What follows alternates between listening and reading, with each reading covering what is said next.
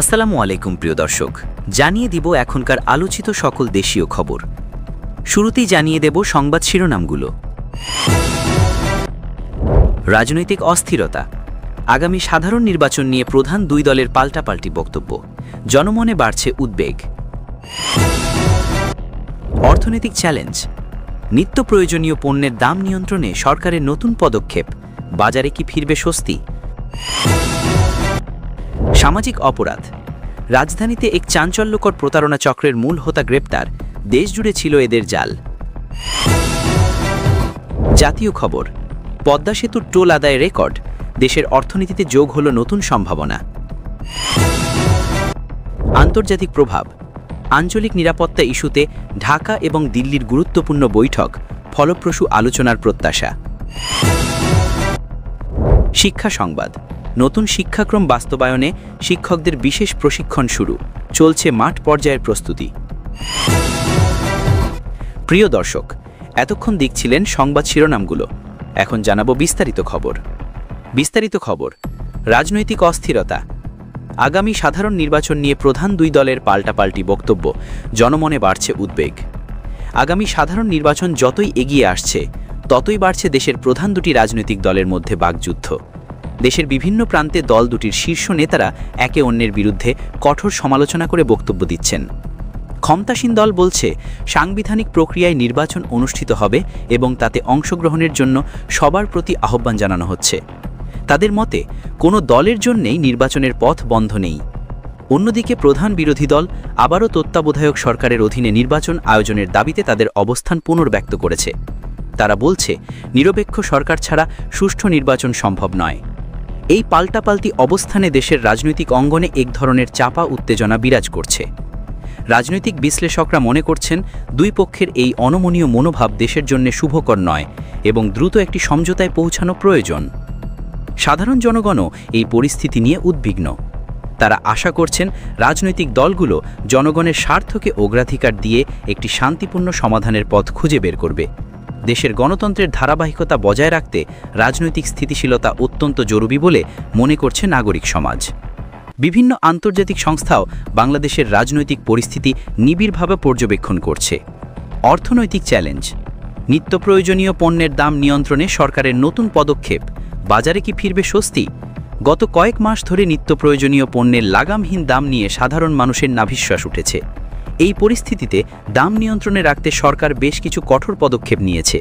বাণিজ্য মন্ত্রণালয় থেকে সম্প্রতি একটি নির্দেশনা জারি করা হয়েছে, যেখানে প্রতিটি পণ্যের যৌক্তিক দাম নির্ধারণ করে দেওয়া হয়েছে এবং তা কার্যকর করার জন্য বাজার তদারকি জোরদার করা হয়েছে।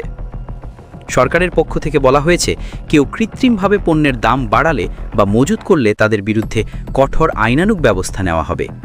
এরই মধ্যে রাজধানী এবং অন্যান্য বড় শহরগুলোতে ভ্রাম্যমাণ আদালত পরিচালনা শুরু হয়েছে। তবে ব্যবসায়ীরা বলছেন আন্তর্জাতিক বাজারে দাম বৃদ্ধি, ডলারের বিনিময় হার এবং পরিবহন খরচ বেড়ে যাওয়ায় স্থানীয় বাজারে এর প্রভাব পড়ছে। যদিও সাধারণ মানুষ মনে করছেন শুধু বাজার তদারকিই নয়, বরং উৎপাদন ও সরবরাহ চেইন ঠিক রেখে মধ্যস্থ ভোগীদের দৌরাত্ম্য বন্ধ করা গেলেই দাম নিয়ন্ত্রণে আসা সম্ভব। বিশেষ করে চাল, ডাল, তেল ও পেঁয়াজের মতো পণ্যগুলোর দাম সাধারণ মানুষের ক্রয় ক্ষমতার মধ্যে রাখার জন্য সরকারের দীর্ঘমেয়াদী পরিকল্পনার প্রয়োজন। সরকারের এই নতুন পদক্ষেপে বাজারে কতটুকু স্বস্তি ফেরে সেটাই এখন দেখার বিষয়। সামাজিক অপরাধ, রাজধানীতে এক চাঞ্চল্যকর প্রতারণা চক্রের মূল হোতা গ্রেপ্তার, দেশজুড়ে ছিল এদের জাল। রাজধানীর একটি অভিজাত এলাকা থেকে একটি আন্তজেলা প্রতারণা চক্রের মূল হোতাকে গ্রেপ্তার করেছে আইন শৃঙ্খলা রক্ষাকারী বাহিনী। এই চক্রটি দীর্ঘদিন ধরে সাধারণ মানুষকে নানা প্রলোভন দেখিয়ে কোটি কোটি টাকা হাতিয়ে নিচ্ছিল। আইন শৃঙ্খলা রক্ষাকারী বাহিনী জানিয়েছে, গ্রেপ্তারকৃত ব্যক্তি নিজেকে বিভিন্ন সরকারি অফিসের উচ্চ পদস্থ কর্মকর্তার হিসেবে পরিচয় দিয়ে চাকরি দেওয়ার নাম করে বিপুল পরিমাণ অর্থ আত্মসাৎ করেছেন। এই চক্রের আরও কয়েকজন সদস্যকে চিহ্নিত করা হয়েছে এবং তাদের গ্রেপ্তারের জন্য অভিযান চলছে। এই প্রতারণা চক্রের কার্যক্রম কেবল রাজধানী নয়, দেশের বিভিন্ন জেলাতেও বিস্তৃত ছিল। এদের গ্রেপ্তারের পর ভুক্তভোগীরা স্বস্তি প্রকাশ করেছেন। বিশেষজ্ঞরা বলছেন, প্রযুক্তির অপব্যবহার করে সংঘটিত এমন অপরাধ দমনে আইন শৃঙ্খলা বাহিনীর আরও সতর্ক থাকা প্রয়োজন। এই চক্রের বাকি সদস্যদের দ্রুত আইনের আওতায় আনা হলে সাধারণ মানুষের মধ্যে নিরাপত্তা এবং আস্থার জায়গা তৈরি হবে। এ বিষয়ে একটি বিস্তারিত তদন্ত শুরু হয়েছে এবং প্রতারণার শিকার হওয়া ব্যক্তিদের দ্রুততম সময়ে আইনি সহায়তা দেওয়ার ব্যবস্থা নেওয়া হচ্ছে।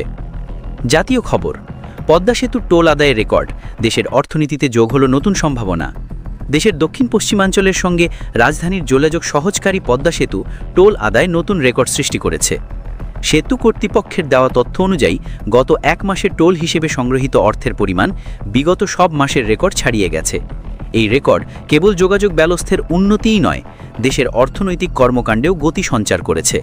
পদ্মা সেতুর কারণে এখন পণ্য পরিবহন দ্রুত এবং সাশ্রয়ী হয়েছে, যার ফলে দক্ষিণাঞ্চলে শিল্পায়ন ও বাণিজ্যের প্রসার ঘটছে। কৃষি ও মৎস্য সম্পদের দ্রুত বাজারজাতকরণ সম্ভব হওয়ায় কৃষকরাও লাভবান হচ্ছেন। দেশের জিডিপিতে এই সেতুর সরাসরি এবং পরোক্ষ অবদান দিন দিন বাড়ছে। সরকার আশা করছে এই সেতু দেশের সামগ্রিক অর্থনৈতিক উন্নয়নে একটি মাইল ফলক হিসেবে কাজ করবে। তবে সেতুর মুখ্যানক্ষণ এবং এর সংযোগ সড়কগুলোর নিরাপত্তা নিশ্চিত করার জন্য বিশেষ ব্যবস্থা নেওয়া হয়েছে। আন্তর্জাতিক প্রভাব, আঞ্চলিক নিরাপত্তা ইস্যুতে ঢাকা এবং দিল্লির গুরুত্বপূর্ণ বৈঠক, ফলপ্রসূ আলোচনার প্রত্যাশা। আঞ্চলিক নিরাপত্তা এবং পারস্পরিক স্বার্থ সংশ্লিষ্ট বিভিন্ন বিষয় নিয়ে ঢাকা ও দিল্লির মধ্যে একটি উচ্চ পর্যায়ের বৈঠক অনুষ্ঠিত হয়েছে। দুই দেশের প্রতিনিধিরা বৈঠকে দ্বিপাক্ষিক সম্পর্ক আরও জোরদার করার ওপর জোরারোপ করেছেন। সীমান্ত নিরাপত্তা, সন্ত্রাস দমন এবং অবৈধ অনুপ্রবেশের মতো সংবেদনশীল বিষয়গুলো এই আলোচনার মূল এজেন্ডা ছিল। উভয় দেশই আশা প্রকাশ করেছে যে এই বৈঠক আঞ্চলিক স্থিতিশীলতা বজায় রাখতে এবং যৌথভাবে চ্যালেঞ্জ মোকাবিলা করতে সহায়ক হবে। আন্তর্জাতিক সম্পর্ক বিশ্লেষকরা মনে করছেন, প্রতিবেশী দুই দেশের মধ্যে এমন নিয়মিত আলোচনা আঞ্চলিক নিরাপত্তা জোরদার করার জন্য অপরিহার্য। বৈঠকে অর্থনৈতিক সহযোগিতা এবং ব্যবসা বৃদ্ধির বিষয়েও বিস্তারিত আলোচনা হয়। শিক্ষা সংবাদ, নতুন শিক্ষাক্রম বাস্তবায়নে শিক্ষকদের বিশেষ প্রশিক্ষণ শুরু, চলছে মাঠ পর্যায়ের প্রস্তুতি। দেশের শিক্ষা ব্যবস্থায় বড় ধরনের পরিবর্তন এনে যে নতুন শিক্ষাক্রম চালু করা হয়েছে তা সফলভাবে বাস্তবায়নের জন্য শিক্ষকদের বিশেষ প্রশিক্ষণ কার্যক্রম শুরু হয়েছে। শিক্ষা মন্ত্রণালয় জানিয়েছে, পর্যায়ক্রমে দেশের সব শিক্ষককে এই প্রশিক্ষণের আওতায় আনা হবে। নতুন শিক্ষাক্রমে মুখস্থ করার প্রবণতা থেকে সরে এসে হাতে কলমে শেখার উপর বেশি জোর দেওয়া হয়েছে। শিক্ষকরা এই নতুন পদ্ধতি কার্যকরভাবে শ্রেণীকক্ষে প্রয়োগ করতে পারেন, সেই জন্যই এই প্রশিক্ষণ জরুরি।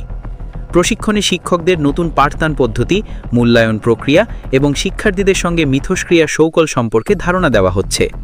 যদিও নতুন শিক্ষাক্রম নিয়ে শিক্ষাবিদ ও অভিভাবকদের মধ্যে মিশ্র প্রতিক্রিয়া রয়েছে, তবুও সরকার এটিকে একটি যুগান্তকারী পদক্ষেপ হিসেবে দেখছে এবং এর সফল বাস্তবায়নে বদ্ধপরিকর।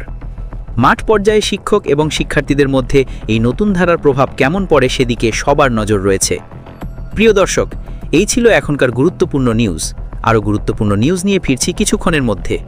নিউজগুলো সবার আগে দেখার জন্য এই চ্যানেলটি সাবস্ক্রাইব করে আমাদের সাথে থাকুন। ধন্যবাদ।